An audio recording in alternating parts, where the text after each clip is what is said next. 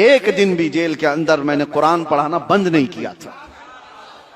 और कभी कभार मुझे यह भी लगता था, हमारी डेट आती थी कोर्ट में, हाई कोर्ट में, आज डेट आई, सारे कैदी जितने हैं वो सब जानते हैं, सुबह जैसी बैरक खुले सब आकर बैठ जाते, सुबह से हमारा दरसगाह चलती।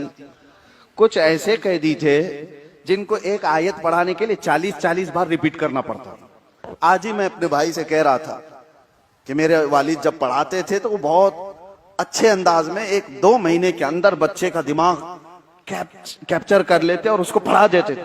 हमसे होता नहीं, गुस्सा आ जाता है, मार देते हैं किसी को।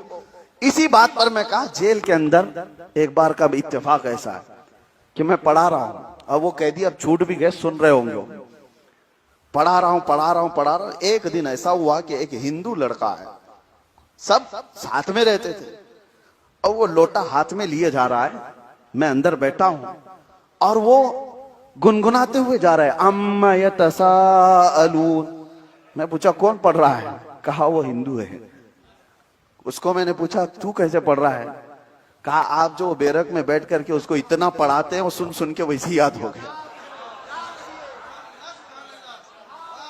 यह हकीकी बात कह रहा हूं, एक दिन भी हमने नागा नहीं किया।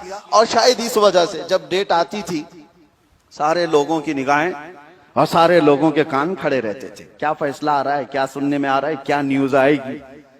और उसके बाद हर न्यूज रिजेक्शन की आती, वो सबको पता है, अंदर भी फैल जाती, नहीं हुआ, रिजेक्ट हुआ, नहीं हुआ, यही सब चीजें।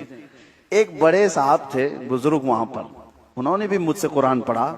उन्होंने आखिर में कहा कि हजरत जब डेट आ रही है यहां बताइए ही मत, जेल में बोलिए ही मत, कैदियों को बताइए मत। मैं कहा क्यों?